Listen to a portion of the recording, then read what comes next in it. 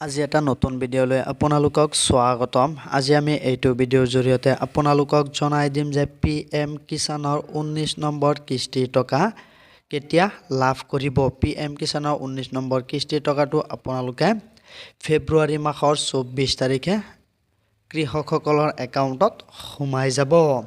আপোনাৰ হাতত মাত্ৰ আৰু দুদিন সময় আছে। যদি দুদিনৰ ভিতৰত আপোনালোকে কি কাম কৰিব লাগিব এই সকলোবোৰ তথ্য আমি আপোনালোকক আজি এইটো ভিডিঅ'ৰ জৰিয়তে জনাই দিম। ভিডিঅ'টো অলপ স্কিপ নকৰাকৈ সম্পূৰ্ণৰূপে শেষলৈকে চাই থাকিব। PM কিষাণৰ অফিচিয়েলি ৱেবছাইটত অহাৰ পিছত এনেকুৱাকৈ আহি যাব। অফিচিয়েলি ৱেবছাইটটো ক'ত পাব ভিডিঅ'ৰ লাষ্টত আমি আপোনালোকক দেখুৱাই দিম। অফিচিয়েলি ৱেবছাইটত অহাৰ পিছত আপোনালোকে স্ক্ৰল ডাউন কৰি তলফাললৈ আহিব লাগিব। তলফালে অহাৰ পিছত ইয়াত আপোনালোকে চাব পাৰিছে যে 19 নম্বৰ ইনষ্টলমেণ্ট PM কিষাণ যোজনা 1 24 ফেব্ৰুৱাৰী আপোনালোকে 24 ফেব্ৰুৱাৰীত PM কিষাণৰ 19 নম্বৰ কিস্তিৰ টকাটো লাভ কৰিব। এতিয়া কথা হ'ল যে আপোনালোকে দুটা কাম কৰিব লাগিব। দুটা কাম কৰাৰ আগতে আমি আপোনালোকক দেখুৱাই দিওঁ যে PM কিষাণ আঁচনিৰ বহুতো ভুৱা কৃষকসকলে টকা পাই আছিলে বা বহুত ভুৱা কৃষকসকলে আবেদন কৰিছিলে। সেইকাৰণে চৰকাৰে নতুনকৈ এখন লিষ্ট ওলাইছে, নতুনকৈ এখন তালিকা প্ৰকাশ কৰিছে। এই তালিকাটোত যদি আপোনাৰ নাম আছে তেনেহ'লে আপোনালোকে 24 তাৰিখে PM কিষাণৰ টকাটো লাভ কৰিব। আৰু যদি তালিকাটোত আপোনাৰ নাম নাথাকে তেনেহ'লে আপোনালোকে 24 তাৰিখে PM কিষাণৰ আঁচনিৰ টকাটো লাভ নকৰে। প্ৰথমতে আমি আপোনালোকক তালিকাটো দেখুৱাই দিওঁ যে কেনেকৈ চাব পাৰিব তালিকাটোত আপোনাৰ নামটো আছে নে নাই। তেনেহ'লে বলক আমি দেখুৱাই দিওঁ। অফিচিয়েলি ৱেবছাইটত অহাৰ পিছত এনেকুৱাকৈ আপোনালোকে স্ক্ৰল ডাউন কৰি তলফাললৈ আহিব লাগিব। তলফালে অহাৰ পিছত ইয়াত আপোনালোকে চাব পাৰিছে বহুকেইটা অপশ্যন আহি আছে। অহাৰ পিছত তলফালে অহাৰ পিছত ইয়াত চাব পাৰিছে বেনিফিচিয়াৰী লিষ্ট বুলি দিয়া আছে। ইয়াত আপোনালোকে বেনিফিচিয়াৰী লিষ্টত আহিব লাগিব। বেনিফিচিয়াৰী লিষ্টৰ ওপৰত ক্লিক কৰি দিব। বেনিফিচিয়াৰী লিষ্টৰ ওপৰত ক্লিক কৰি দিয়াৰ লগে লগে এনেকুৱা আহি যাব।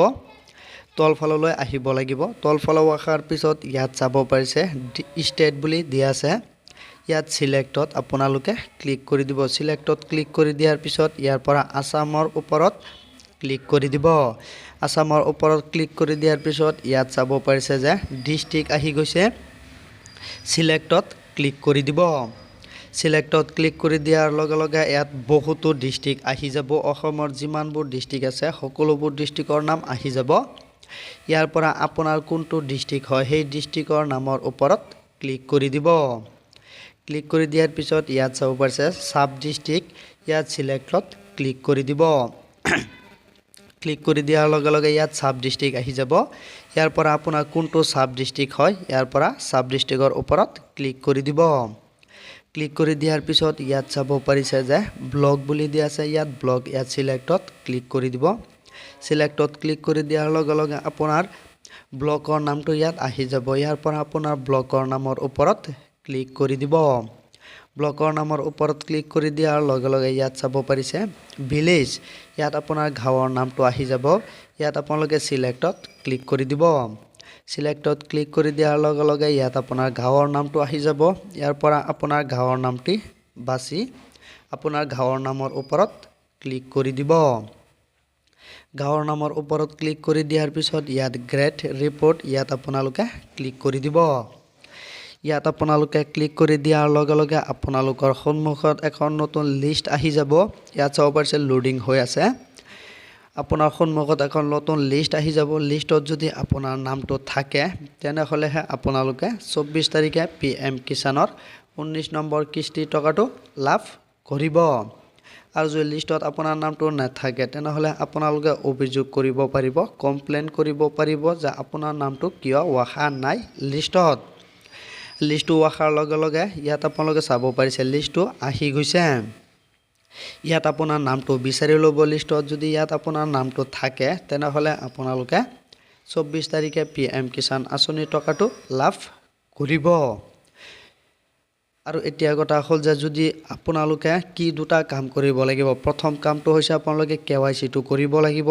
দ্বিতীয়টো হৈছে আপোনাৰ বেংক একাউণ্টটো আপডেট কৰিব লাগিব। এই দুটা কাম যদি এতিয়ালৈকে কৰা নাই তেনেহ'লে KYC আৰু বেংক একাউণ্টটো আপডেট কৰি লওক। এইটো আপোনাৰ গাঁৱতে CHC চেণ্টাৰত গৈ কৰিব পাৰিব।